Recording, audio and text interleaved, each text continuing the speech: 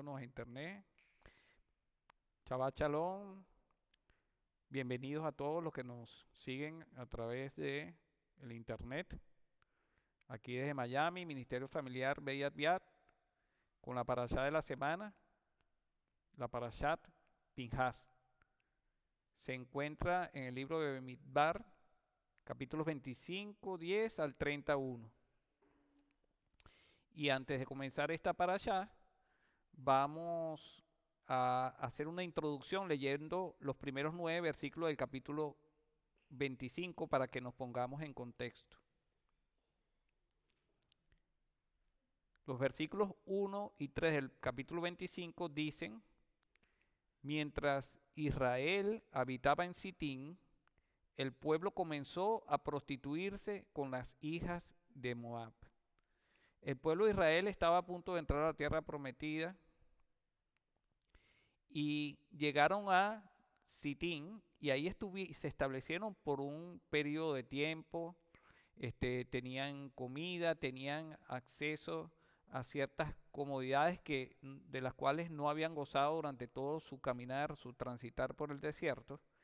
Y el pueblo empezó a caer en una situación de comodidad.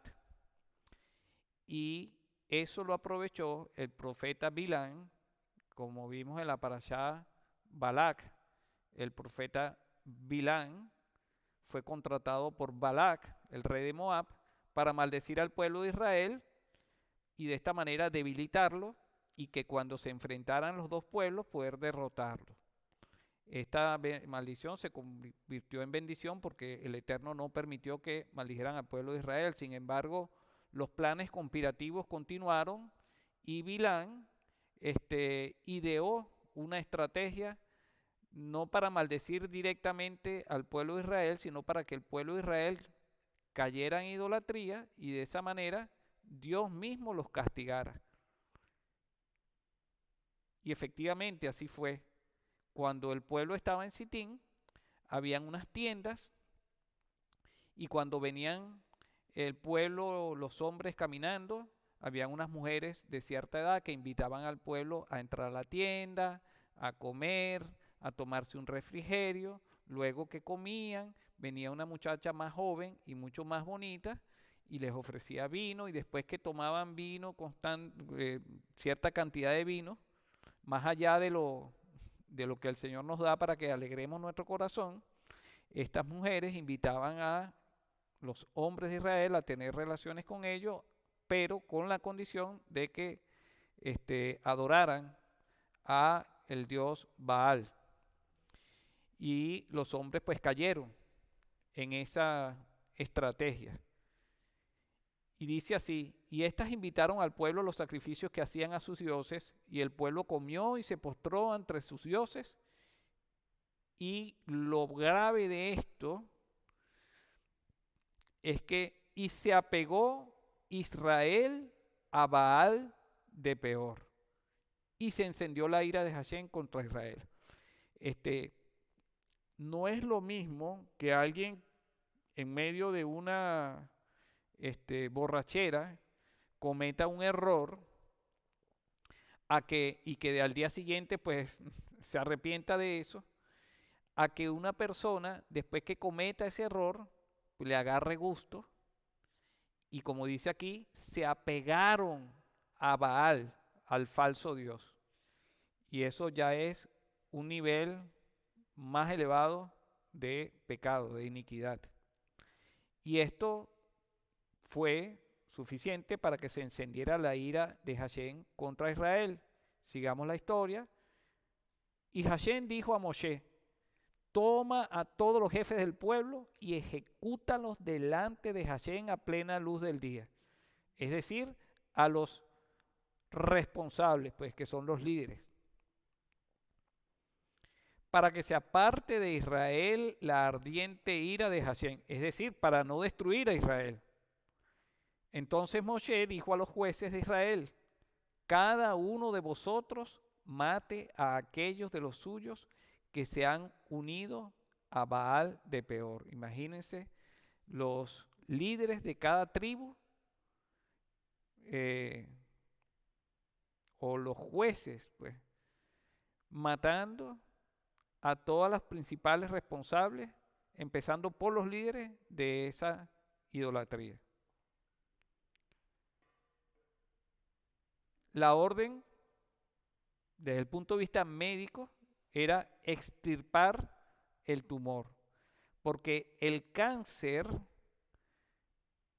es mortal, y si no se extirpa a tiempo, pues mata a la persona. Si alguien tiene que cortarse una pierna o extraerse un órgano, em, con tal de que no se siga propagando el cáncer, pues debe hacerlo. Y pareciera muy cruel, pero es necesario para proteger el fin último, que es la vida. En este caso, la vida del pueblo de Israel, a través del cual iban a ser Mashiach, para que pudiera darle la salvación a todas las naciones de la tierra. El versículo 6 dice: y he aquí que un hombre, uno de los hijos de Israel, vino y presentó una madianita a sus parientes a la vista de Moshe y a la vista de toda la congregación de los hijos de Israel, que lloraban a la puerta de la tienda de la reunión. Lloraban a la puerta de la tienda de reunión, es el tabernáculo. Y en medio de esa situación tan dramática, viene un príncipe de Israel con una princesa de Madián, los que habían tramado todas estas cosas contra el pueblo de Israel, pasó enfrente de los líderes de Israel, enfrente de Moshe, frente a la tienda de reunión, se metió en su tienda y empezó a tener relaciones con esa persona. Es decir, fue un desafío temerario de ese príncipe. Y ya el Señor había proferido un juicio, y a pesar de eso, esta persona actúa de esa manera tan temeraria, retando al Eterno mismo.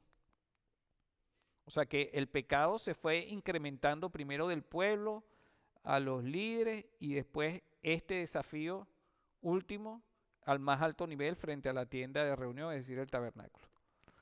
Y cuando lo vio Pinhas, hijo de Eleazar, hijo del sacerdote Aarón, es decir, nieto de Aarón, del gran sumo sacerdote, se levantó de en medio de la congregación y, tomando una lanza en su mano, fue tras el hombre de Israel, entró en la alcoba y los traspasó a los dos, al hombre de Israel y a la mujer por su vientre. O sea, en pleno acto los atravesó con su lanza, lo cual fue muy arriesgado de Pinhas, porque él pudo haber sido, o sea, si él lo hacía sin que ellos estuvieran en pleno acto, era ilegal y él podía ser juzgado y condenado a muerte. Entonces continúa la historia y dice: y así cesó la plaga sobre los hijos de Israel, y los que murieron por la plaga fueron 24,000 personas. Esta, dentro de todas las situaciones donde hubo rumores, tentaciones a Dios en el desierto, conspiraciones contra Moshe, diferentes situaciones, nunca había habido tantos muertos como con esta plaga, que fueron 24,000. Pero esa acción de Pinhas hizo que cesara la plaga. Es decir, Pinhas fue, como decir, el director del departamento de cirugía, el jefe, el cirujano jefe, porque fue el que extirpó el tumor principal, ¿no? Ahora vamos a pasar, después de esta introducción, a verla para allá, pero vamos a analizar la figura de Pinhas como una figura del Mashiach Yeshua. Luego de esto vamos a analizar el carácter de Pinhas que más adelante dice que él era una persona celosa del Señor, del Eterno. Y vamos a hacer una comparación entre el celo de los hombres, el celo de Hashem y el celo del pueblo de Dios, para que podamos tener algún tipo de aplicación práctica en nuestras vidas. Pinhas, una figura del Mashiach Yeshua. Empecemos por su nombre. Desde el punto de vista pictográfico, se escribe con estas 5 letras, la Pei, que representa la palabra de Dios, la boca, la palabra de Dios, la Yod, que representa la diestra de Dios, la Nun, que representa la actividad de vida, ¿no? La Het, que representa el santuario, y la Samej, que representa el soporte de vida. Por lo tanto, el nombre de Pinhas, si lo vemos desde el punto de vista pictográfico, tiene un significado como el que les voy a decir. Representa la palabra de Dios, la diestra de Dios que genera la actividad de vida en el santuario y que nos da soporte para protegernos, para darnos vida abundante, para llevarnos a la vida eterna. Por lo tanto, desde el propio nombre, desde el punto de vista pictográfico, se ve que hay una conexión con la obra mesiánica de Yeshua. Y aquí comienza esta parashá, versículos 10 y 11. Entonces habló Hashem a Moshe diciendo: Pinhas, hijo de Eleazar, hijo de Aarón, el sacerdote, hizo volver mi ira de sobre los hijos de Israel al celar mi celo entre ellos. Y no he destruido a los hijos de Israel en mi celo. Entonces, Dios tuvo celo. Ese celo generó un juicio en el pueblo de Israel con la intención de que se extirpara el tumor y salvar y que no fuera destruido todo el pueblo. Y Pinhas exhibió el celo de Hashem. O sea, no fue el celo de Pinhas, sino que él tuvo celo del celo de Hashem. Versículos 17 y 19 en Mateo, comparando el celo de Pinhas con el celo de Yeshua. Dice así el Evangelio de Mateo: sus discípulos se acordaron de que estaba escrito: el celo por tu casa me consumirá. ¿Cuándo se acordaron de esto? Cuando Yeshua hizo un azote de cuerdas y destruyó la mesa de todos los que estaban haciendo negocios en el templo, aprovechándose de la necesidad de las personas, y se acordaron de lo que decía la palabra, ¿no? El celo por tu casa me consumirá. Entonces los judíos respondieron y le dijeron: ya que haces estas cosas, ¿qué señal nos muestras? Yeshua respondió y le dijo: destruid este templo y en 3 días lo levantaré. Por lo tanto, el celo de Yeshua por la casa de Dios, es decir, por el cuerpo que iba a ser ofrendado para el perdón de los pecados de todo Israel, hizo que él entregara su vida. Y en 3 días volvió a levantar ese templo. Vamos a seguir analizando, haciendo esta comparación de Pinhas con Yeshua. Fíjense que en el versículo que habíamos leído anteriormente, la palabra Pinhas se escribe de una manera particular, que solamente lo podemos ver en hebreo, y no solamente en hebreo, sino como que en los rollos originales, ¿no?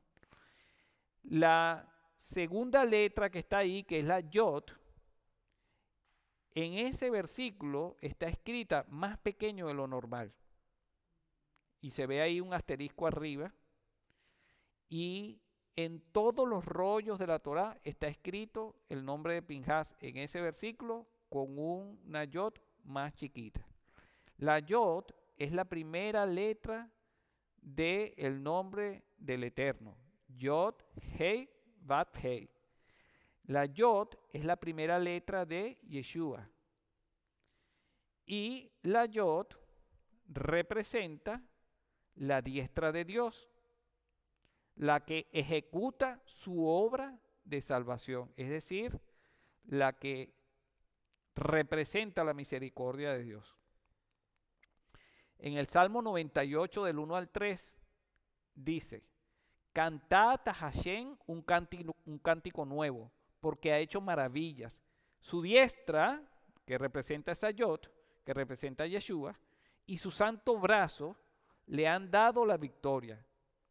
Ha dado a conocer Hashem la salvación suya, a Yeshua, que significa que Hashem es salvación. A la vista de las naciones ha revelado su justicia, se ha acordado de su misericordia y de su fidelidad para con la casa de Israel. Todos los términos de la tierra han visto la salvación de nuestro Dios. Y cuando dice la casa de Israel, está hablando de las 10 tribus que fueron al norte y que después fueron dispersas por todo el mundo y que más nunca regresaron y que se gentilizaron y que simbólicamente representa a todos los gentiles que hoy en día están regresando a las raíces de la fe de la mano de Yeshua HaMashiach.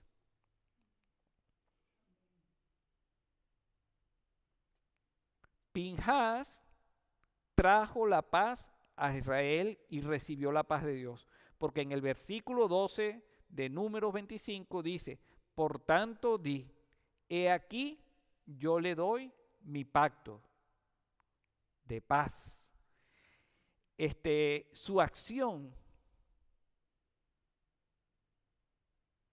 le produjo de parte de Dios que Dios hiciera un pacto con Pinhas y con su casa, un pacto de paz. Aquí también vamos a ver algo particular que solamente lo podemos ver en los rollos originales de la Torá, que es la palabra paz, que es shalom, está escrita también de una manera extraña, ¿no? ¿Por qué? Porque la tercera letra está la Shin, que parece una W, la Lamet, después está la Vav. Esa Vav está cortada por la mitad. Y vamos a ver algunos comentarios que hacen dentro del judaísmo con respecto a esto. Dice: la palabra shalom de la frase bit shalom, pacto de paz, aparece con la letra Vav cortada. El comentario de la Torá Etz Haim explica que el tipo de paz que uno alcanza al destruir a su oponente inevitablemente será una paz defectuosa e incompleta. Nosotros sabemos que Pinhas es una figura del Mesías Yeshua, como lo fueron muchos personajes como Yehoshua, como Moshe, como José, Yosef y muchos otros personajes que de alguna manera representaron proféticamente la obra del Mesías. Y que la paz que trajo Pinhas y esa salvación fue momentánea, fue en esas circunstancias. Pero la paz que Yeshua nos da es eterna. Veamos lo que dice Yesayahu, Isaías 9:7. La multitud del señorío y la paz no tendrán término sobre el trono de David y sobre su reino, disponiéndolo y confirmándolo en juicio y en justicia desde ahora y para siempre. Entonces la paz del Mesías es una paz eterna. ¿Y qué produce esa paz? El celo de Hashem, de los ejércitos, hará esto. Si nosotros practicamos el celo de Hashem, el fruto que vamos a generar es la paz del Mesías sobre las personas a quienes nosotros le prediquemos. Y va a ser una paz eterna. Juan 14:27 dice: la paz os dejo, mi paz os doy, no las doy como el mundo la da, que es provisional, pasajera, incompleta. No se turbe vuestro corazón ni tenga miedo. Por tanto, la paz de Yeshua es verdadera, completa y eterna, a diferencia de la paz del mundo, que es falsa, incompleta y pasajera. En Filipenses 4:7 dice: y la paz de Dios, que sobrepasa todo entendimiento, guardará vuestros corazones y vuestras mentes en Mashiach Yeshua. En Isaías 53:11, mas él herido fue por nuestras transgresiones, molido por nuestras iniquidades, el castigo por nuestra paz, ya que éramos nosotros culpables, cayó sobre nosotros, no, cayó sobre él, y por sus heridas fuimos sanados. Fíjense que Pinhas, con su acción, santificó el nombre del Eterno. Sin embargo, pues esa acción motivó un castigo simbólico, que es el que les acabo de decir, que la Vav estaba cortada por la mitad. Ahora, Yeshua también santificó el nombre del Eterno. Y en Hebreos 9:12 vimos que, a diferencia de Pinhas, que derramó la sangre de los enemigos de Dios, Yeshua derramó fue su propia sangre. 9:12 de Hebreos, sino por medio de su propia sangre entró al lugar santísimo una vez para siempre, habiendo obtenido eterna redención. Por lo tanto, la paz que genera Yeshua es superior. Ahora, Pinhas, ¿qué hizo? Traspasó a los enemigos de Israel. ¿Qué hizo Yeshua?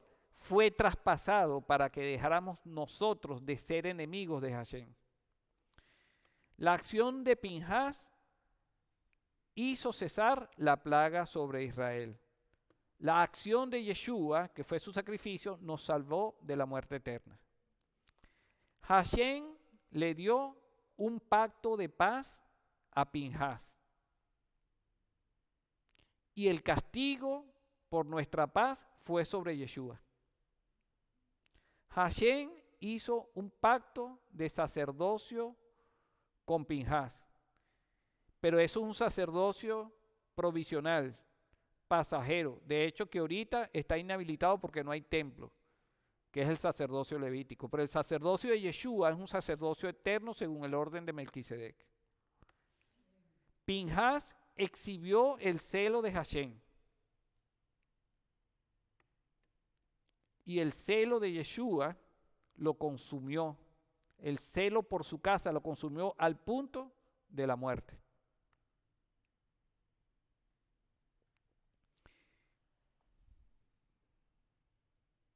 A Pinhas se le concedió un pacto de sacerdocio perpetuo mientras perdurara el sacerdocio levítico.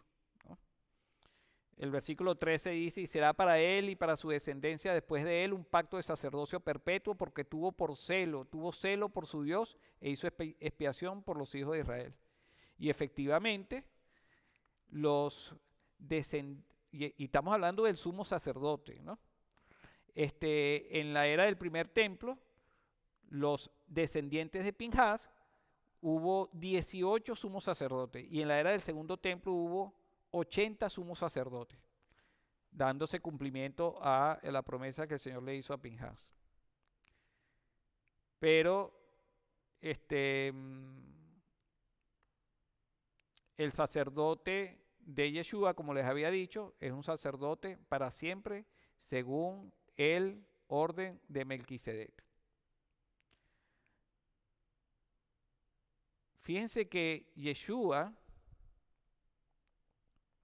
fue traspasado en el madero, como yo les había dicho, cuando antes de le quebraron los huesos a las dos que estaban al lado de él crucificados, pero a él le traspasaron una lanza porque iba a ser Shabbat, tenían que asegurarse que estuviera muerto, y lo traspasaron, mas no fue quebrado hueso alguno. Y en el desierto, como vimos en la parashá pasada, así como fue levantada la serpiente en el desierto, tenía que ser levantado el Hijo del Hombre. Bueno, cuando Yeshua fue traspasado y fue crucificado, la serpiente también fue traspasada, que ese es el verdadero enemigo o el principal enemigo del pueblo de Dios. Y ese traspasado va a volver. Lo dice Apocalipsis, he aquí viene con las nubes y todo ojo le verá, aún los que les traspasaron y todas las tribus de la tierra harán lamentación por él. Sí, amén. El traspasado va a volver. Y la profecía de Zacarías 12:10 dice: derramaré sobre la casa de David y sobre los habitantes de Jerusalén el espíritu de gracia y de súplica, y me mirarán a mí, y quien está hablando en ese momento es Hashem mismo. Me mirarán a mí, a quien han traspasado, y se lamentarán por él como quien se lamenta por un hijo único, y llorarán por él como se llora por un primogénito. Por lo tanto, ¿quién fue traspasado? Fue traspasado Hashem en forma de Mashiach.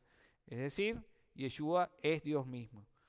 En Isaías 53:11 dice que por el acto de justicia de Yeshua, él cargó con las iniquidades de todo Israel.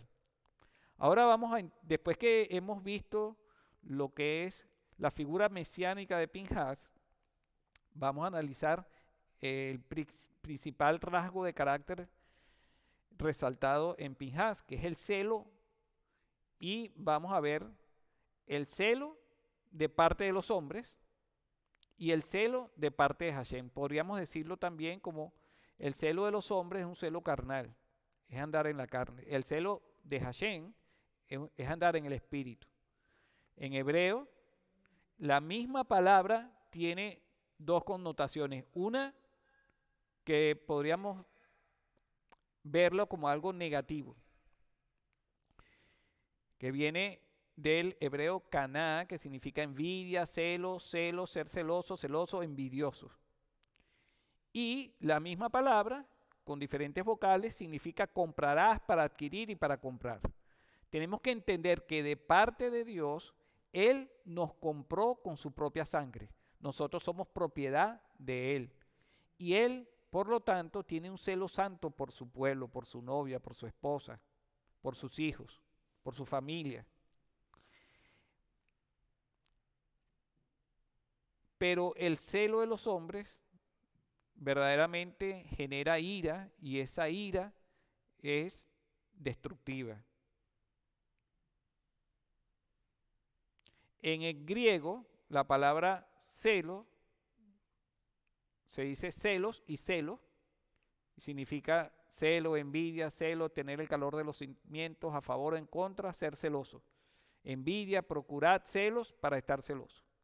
Vamos a ver entonces, después de ver el significado en hebreo y griego, el celo del hombre. ¿Qué sucede con el celo del hombre? En Romanos 13:13 dice: andemos decentemente como de día, no en orgías y borracheras, no en promiscuidad sexual y lujurias, no en pleitos y envidias. Esta palabra envidias es celos.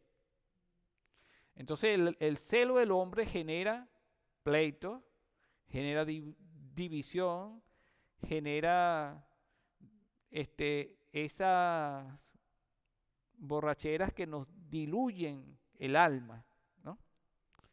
Genera envidia. Vemos un ejemplo en Bereshit, Génesis 26, del 12 al 14, que Isaac, cuando estaba en este mundo, en la tierra de Canaán, cosechó aquel año 100 por 1, porque tenía la bendición del Señor. Y el hombre se enriqueció y siguió engrandeciéndose hasta que llegó a ser muy poderoso, pues tenía rebaños de ovejas y vacas y mucha servidumbre. Y los filisteos le tenían celos, le tenían envidia. Al pueblo de Dios, el mundo siempre le va a tener celos y envidia. Por eso nos persiguen. También puede haber celos dentro del propio pueblo de Dios, porque lo vemos en nuestras propias matriarcas, como dice Génesis 31:2. Pero viendo Raquel, esposa preferida de Jacob, que ella no daba hijos a Jacob, tuvo celos de su hermana. ¿De quién? De Lea. Porque Lea sí, aunque no era la querida, ya había tenido varios hijos. Y dijo a Jacob: dame hijos, o si no, me muero. Imagínate, tremenda chantaje y manipulación. Entonces se encendió la ira de Jacob contra Raquel, porque el celo, la envidia, ese sentimiento humano genera conflictos. Y dijo: ¿Estoy yo en lugar de Dios, que te ha negado el vientre, el fruto de tu vientre? O sea, yo no soy el responsable, ¿no? Este, también vemos otro ejemplo que está reseñado en el libro de Hechos de los Apóstoles, capítulo 7, versículo 9, del celo entre los hermanos. Y los patriarcas, es decir, los hijos de Jacob, tuvieron celos ¿de quién? De Joseph. Y lo vendieron para Egipto, pero Dios estaba con Joseph. Entonces imagínense los celos, qué destructivos son, que son capaces de destruir a una familia. Hechos 5, 16 a 18 se nos narra el celo que tuvieron los saduceos en contra de los apóstoles. Porque dice la palabra, también la gente de las ciudades en los alrededores de Jerusalén acudía trayendo enfermos y atormentados por espíritus inmundos, y todos eran sanados. Pero levantándose el sumo sacerdote y todos los que estaban con él, es decir, la secta de los saduceos, que ya hemos dicho anteriormente que eran minoría dentro de Israel, pero que eran amantes del dinero y habían hecho un trato con los romanos para poder hacerse del control del templo y ceder a las peticiones del imperio romano, junto con el sumo sacerdote, que estaban muy preocupados de que el liderazgo que ellos representaban fuera a ser desplazado por Yeshua y sus apóstoles, aunque Yeshua ya había muerto, pero había resucitado. Entonces, ¿qué tuvieron? Celos, envidia, y ¿qué los llevó a hacer? Y echaron mano a los apóstoles y los pusieron en una cárcel pública.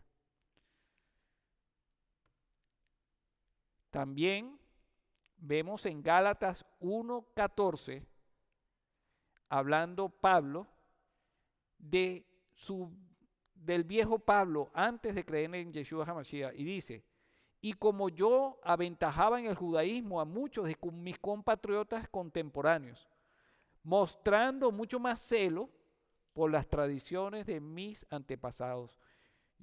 Pablo había sido criado a los pies de Gamaliel, se sabía la Torá de memoria, era un erudito, pero lamentablemente no tenía el celo por el celo de Hashem, sino que tenía el celo por las tradiciones de los antepasados. Se aferraba a las tradiciones de los hombres, dejando a un lado la propia Torá. Si nosotros, cuando nos analicemos, tenemos que ver hasta qué punto las tradiciones de nuestros padres, las tradiciones de religiosas de donde nos estemos congregando y todo ese tipo de cosas, pueden estar presentes en nuestras vidas, y qué lugar le estamos dando nosotros. Tenemos que constantemente estar haciéndonos auditoría de nosotros mismos. Vemos también cómo Yeshua mismo en Marcos 7:8 habló sobre los líderes de Israel, los fariseos, que dejando el mandamiento de Dios se aferraban a la tradición de los hombres. Por lo tanto, vamos a hacer un resumen de lo que es el celo del hombre. El celo del hombre es envidioso, genera violencia y contienda, genera rivalidad y desconfianza. Es el origen del antisemitismo, porque por eso nos persiguen. Divide al pueblo de Dios, lucha por el poder, antepone las tradiciones humanas, se deja llevar por la carne. Ahora vamos a contrastar esto con el celo de Hashem, que es el celo del Mashiach Yeshua. En Shemot, Éxodo 24:5, donde aparecen los 10 mandamientos, el segundo mandamiento dice: no te harás ídolo ni semejanza alguna de lo que está arriba en el cielo, ni abajo en la tierra, ni en las aguas debajo de la tierra. No los adorarás, ni los servirás, porque yo, Hashem, tu Dios, soy Dios celoso. Entonces aquí está la diferencia. El celo de Dios es un celo santo, es un celo amoroso, protector, que cuida. Y está hablando de que Él no comparte a su novia, a su prometida, a su esposa, con otros dioses falsos. En el mismo libro de Éxodo, capítulo 34, versículo 14, se nos dice, pues no adorarás a ningún otro Dios, ya que Hashem, cuyo nombre es celoso, es Dios celoso.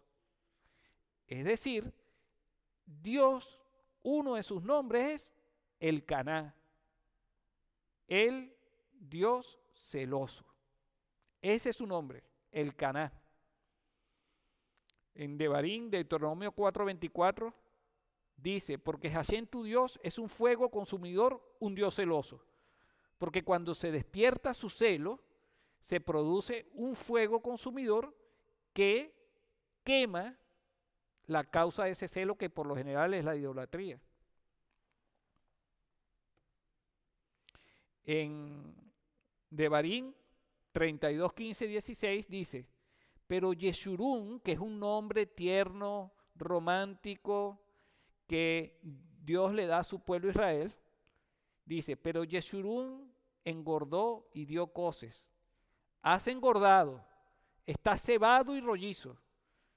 Entonces, cuando caemos en esa zona de confort, como estuvo el pueblo de Israel en Sitín, de comodidad, es peligroso, porque nos hinchamos. ¿Y qué pasó? Entonces abandonó a Dios, que lo hizo, y menospreció a la roca de su salvación. Fíjense que estas son dos de las causas por las cuales nosotros estamos reunidos aquí en Shabbat, porque Él nos hizo, en 6 días creó los cielos y la tierra, y el séptimo día Shabbat, y porque Él nos salvó para que pudiéramos adorarlo en este día. El pueblo en esa oportunidad lo abandonó.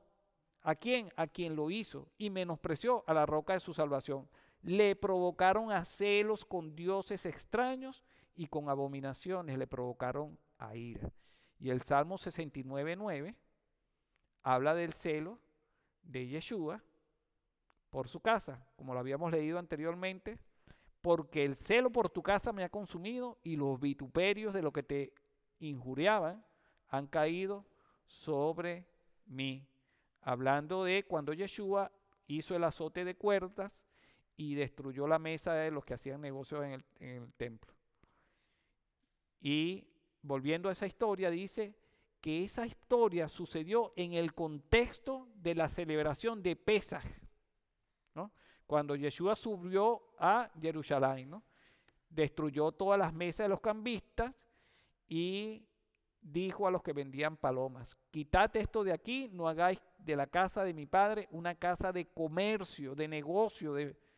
Sus discípulos se acordaron de que estaba escrito, el celo por tu casa me consumirá, y hoy en día, lamentablemente, muchísima gente está haciendo negocios con la palabra de Dios. Seamos celosos para que estas cosas no nos contaminen nuestro corazón ni nos suceda a nosotros. Hacemos un resumen del celo de Hashem. El celo de Hashem no comparte su gloria con nadie. El celo de Dios va en contra de la idolatría. Él cela su santo nombre. Hashem es celoso de su novia, de su esposa, de su pueblo Israel. Él es celoso también con respecto al pacto, porque aunque nosotros seamos infieles, Él es fiel para cumplirlo. Él es celoso de su Torá, porque no va a permitir que ninguna palabra deje de estar vigente ni deje de ser cumplida. Él es celoso de su creación, por eso la amarró a Yeshua resucitado para que no se destruyera. Su celo genera juicio al pueblo de Israel y genera juicio a las naciones. Y su celo, ese juicio es para traer la paz. El celo de Dios trae la paz. Y vamos a entrar en el último parte de este estudio que habla del celo del creyente, nuestra aplicación práctica. En 1 Corintios 13:14, describiendo el amor, dice que el amor es paciente, es bondadoso, y el amor no tiene celo, no tiene envidia. Esa es la palabra. El amor no es jactancioso y no es arrogante. Entonces sabemos que si nosotros tenemos algún sentimiento de celo o de envidia, no estamos en el amor de Dios, no estamos en el Espíritu. En el 1 Corintios 12:31 habla, mas desead ardientemente. Desead ardientemente es la palabra celo. En este caso, desde el punto de vista positivo. desead celosamente los dones mejores, y aún yo os muestro un camino más excelente. Si nosotros tenemos el celo de Hashem en nuestro corazón, vamos a procurar los dones del Espíritu de Santidad y vamos entonces a tener el fruto y vamos a generar el fruto en paciencia, en bondad, benignidad, fe, mansedumbre, templanza, todas estas atributos del Espíritu. Y en 2 Corintios 11:2 habla, porque, hablando Pablo, porque celoso estoy de vosotros con celo de Dios, pues os desposea un esposo para presentaros como virgen pura a Mashiach. O sea, que nosotros somos una especie de Cupido que vamos a invitar y a conectar a personas que están solas, que no conocen al Señor, y le vamos a presentar al Señor para que puedan tener una relación íntima al punto de que se puedan casar con el Eterno. Y nosotros debemos ser celosos con el celo de Dios de esta función tan importante que nos corresponde. Luego vemos en el Salmo 119, versículos 139 y 130, que mi celo me ha consumido, porque mis adversarios han olvidado tus palabras. Es muy pura tu palabra y tu siervo la ama. Por lo tanto, el celo de Dios nos insta, nos lleva a amar a Yeshua, que es la palabra viva de Dios. El celo de Dios nos lleva a amar a la Torá, nos lleva a amar la Biblia, la palabra de Dios, porque es cierta y verdadera. En Isaías 11, 12, 13 habla de algo que va a producir el celo de Dios. Dice así: alzará un estandarte entre las naciones, reunirá a los desterrados de Israel, las 10 tribus que fueron desterradas, y juntará a los dispersos de Judá, es decir, al cristianismo y al judaísmo, de los 4 confines de la tierra. Hoy en día estamos divididos, pero los planes de Dios no son eso. Dice entonces, se disipará el celo de Efraín. En el cristianismo, en las 10 tribus, en Efraín, hay un celo que no es santo. Y los que se oponen a Judá serán exterminados, los antisemitas. Efraín ya no va a tener celo de Judá. Y Judá ya no va a perseguir a Efraín. Y continúa diciendo. Entonces aquí el reinado de Yeshua quita el celo que no es santo dentro de su propio pueblo. ¿Y esto qué produce? Lo dice el siguiente versículo. Y ellos se lanzarán sobre el costado de los filisteos al occidente, juntos despojarán a los hijos del oriente, Edom y Moab estarán bajo su dominio y los hijos de Amón le estarán sujetos. Es decir, vamos a derrotar a todos los enemigos de Israel, pero tenemos que estar unidos. Y la única manera de que estemos unidos es que Hashem mismo quite nuestro celo carnal y nos dé el celo de Pinhas. Ese es nuestro celo. Seamos celosos por el celo de Dios. Amén, amén y amén. Shabbat Shalom.